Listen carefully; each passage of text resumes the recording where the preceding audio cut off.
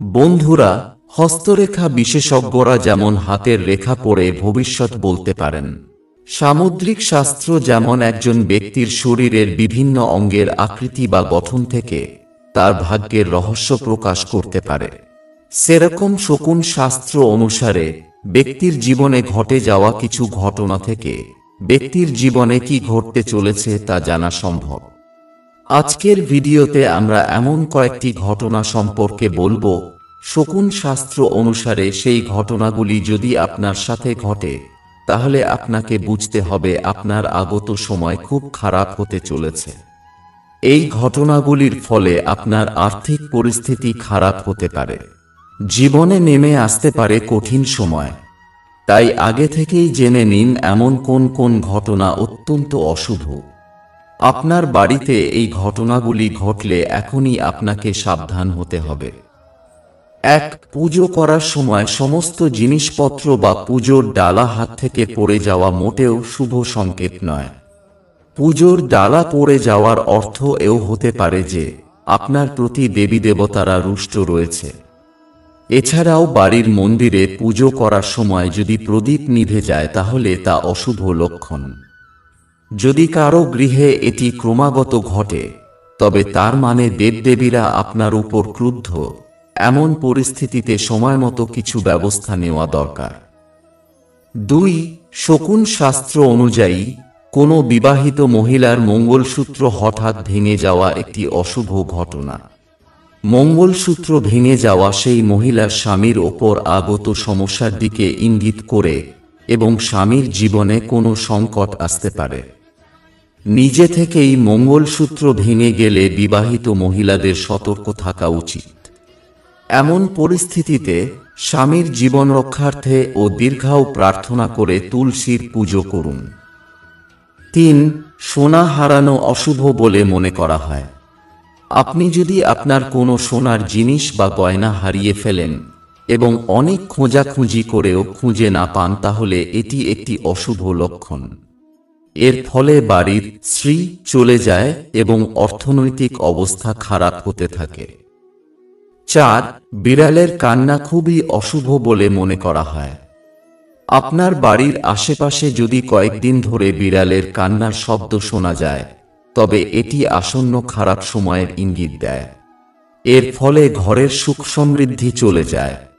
এছাড়াও বাড়ির বাইরে বেড়াল বা কুকুরের কান্না শকুন শাস্ত্রে অত্যন্ত অশুভ ইঙ্গিত বলে মনে করা হয়।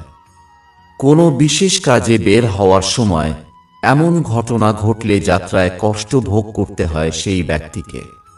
এমনকি যে কোনো ঘটনা বা দুর্ঘটনা ঘটতে পারে।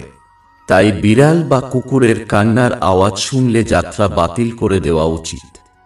যদি তা না সম্ভব হয় সেক্ষেত্রে একটু বিলম্ব করে কিছুক্ষণ অপেক্ষা করে তবেই যাত্রা শুরু করুন। ৫. হিন্দু ধর্মে তুলসী গাছকে অত্যন্ত পবিত্র বলে মনে করা হয়। এটি ভগবান বিষ্ণু এবং মা লক্ষ্মীর বাসস্থান বলেও বিশ্বাস করা হয়। যে বাড়িতে তুলসী গাছ সতেজ থাকে সেখানে টাকার অভাব হয় না। কিন্তু যদি দেখেন আপনার বাড়ির তুলসী গাছ মারা যাচ্ছে তাহলে আপনার বাড়িতে প্রবেশ করেছে অশুভ শক্তি। আর যদি দেখেন তুলসী গাছ শুকিয়ে যাচ্ছে তাহলে আপনার জীবনে খারাপ সময় আসছে। ৬.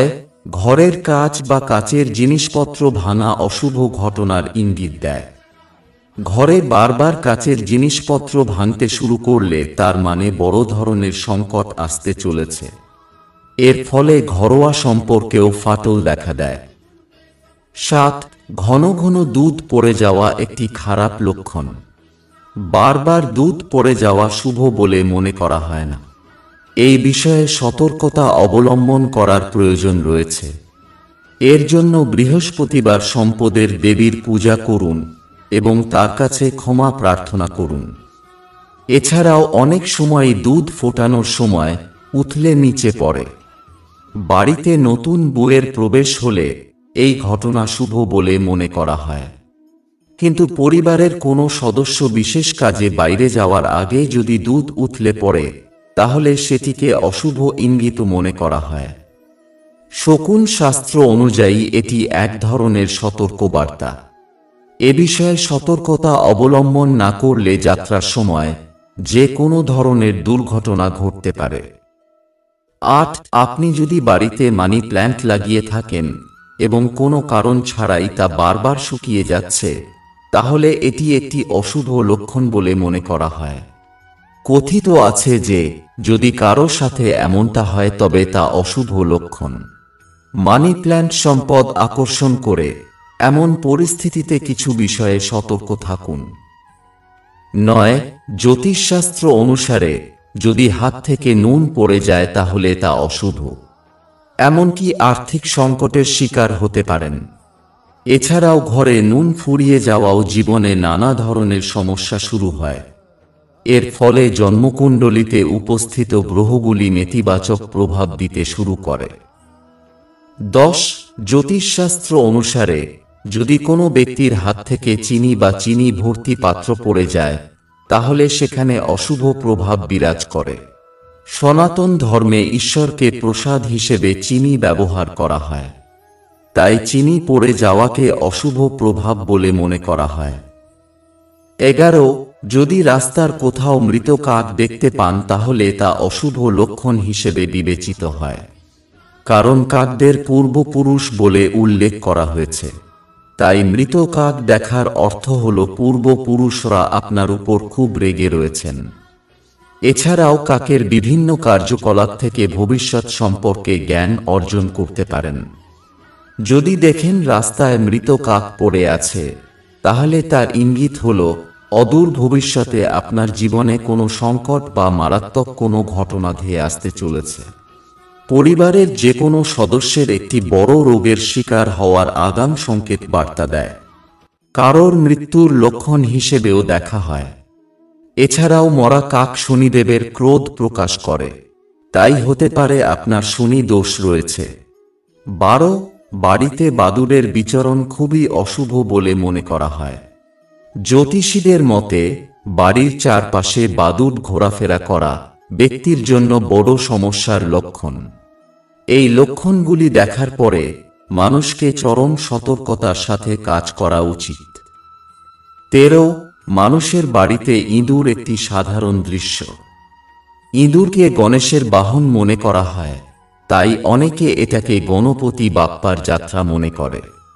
তবে সব সময় তা হয় না, কারণ অনেক সময় ঘরে ইঁদুর থাকার কারণে সব ধরনের সমস্যা দেখা দেয়। ইঁদুর যদি আপনার ঘরে গর্ত করতে শুরু করে, তবে এটিকে ভালো লক্ষণ বলে মনে করা হয় না।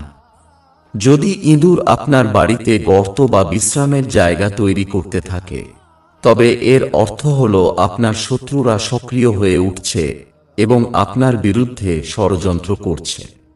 এমন পরিস্থিতিতে আপনার শত্রুরা আপনার মারাত্মক ক্ষতি করতে পারে। এছাড়াও যদি আপনার বাড়িতে ইঁদুরের অবাধ দৌড়াদৌড়ি হয়, তবে এটি একটি ইঙ্গিত দেয় যে আপনি অদূর ভবিষ্যতে একটি বিশাল ক্ষতির সম্মুখীন হতে পারেন। এছাড়াও যদি আপনার বাড়িতে বেশি ইঁদুর দেখা যায়, তবে সাবধান হন, খুব শীঘ্রই আপনার ঘরে দারিদ্র্য প্রবেশ করতে চলেছে। এমন পরিস্থিতিতে আপনি আপনার বাড়িতে ইঁদুরের সংখ্যা কমানোর ব্যবস্থা নিন, না হলে খুব শীঘ্রই আপনি আর্থিক সংকটের মুখোমুখি হবেন যা আপনাকে ধ্বংস করতে পারে। এছাড়াও বাড়িতে প্রচুর পরিমাণে ইঁদুর বাড়ির লোকদের বুদ্ধিমত্তা নষ্ট করতে পারে এবং নেতিবাচক চিন্তার জন্ম দিতে পারে। জ্যোতিষশাস্ত্র অনুসারে আপনার ঘরে যদি 2-4টে ইঁদুর থাকে তবে চিন্তার কিছু নেই, তবে এর থেকে বেশি ইঁদুর থাকলে তা আপনার সুখ সমৃদ্ধি কমে যাওয়ার লক্ষণ। এছাড়াও আপনি আপনার জীবনে বিভিন্ন ধরনের সমস্যার সম্মুখীন হতে পারেন। এছাড়াও আপনি যদি কোথাও কাজের জন্য যাচ্ছেন এবং হঠাৎ একটি ইঁদুর আপনার পথ অতিক্রম করে, তবে এটিও অশুভ বলে বিবেচিত হয়, কারণ এটি আপনার কাজে বাধা সৃষ্টি করতে পারে। 14. সকালে অফিস যাওয়ার সময় বা অফিস থেকে ফেরার সময় ঝগড়া বিবাদ দেখাও অশুভ ইঙ্গিত দেয়। এমন কিছু প্রত্যক্ষ করলে সতর্ক হন, কারণ ভবিষ্যতে কর্মক্ষেত্রে কোনো সমস্যার মুখোমুখি হতে পারেন। 15. খাবার খাওয়ার সময় প্রথম গ্রাস তিক্ত লাগলে বুঝতে হবে ব্যক্তি কোনো খারাপ সংবাদ পেতে চলেছেন।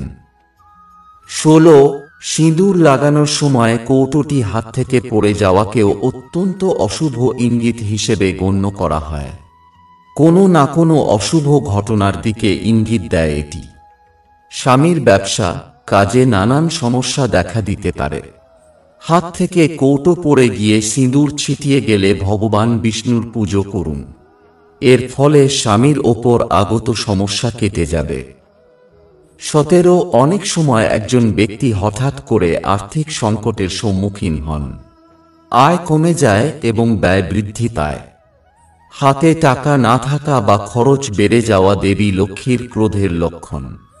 এই ধরনের লক্ষণ একেবারে উপেক্ষা করা উচিত নয়। তাই মা লক্ষ্মীকে খুশি করার উপায় চেষ্টা করা উচিত। 18 বিড়ালের ষষ্ঠ ইন্দ্রিয় মানুষের ষষ্ঠ ইন্দ্রিয় থেকে বেশি সক্রিয়, যার কারণে সেটি ঘটতে চলেছে তা অনুমান করতে শুরু করে।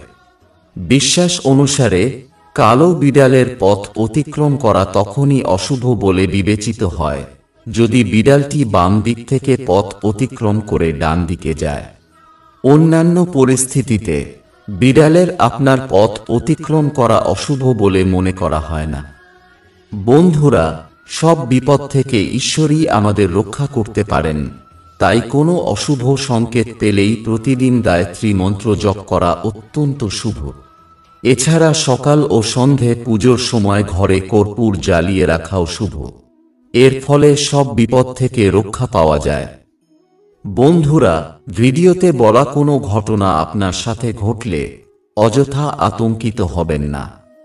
এই ভিডিও বানানোর মূল উদ্দেশ্য আপনাকে ভয় দেখানো নয়, সতর্ক করা। ভিডিও দেখার জন্য অসংখ্য ধন্যবাদ। ভালো থাকবেন।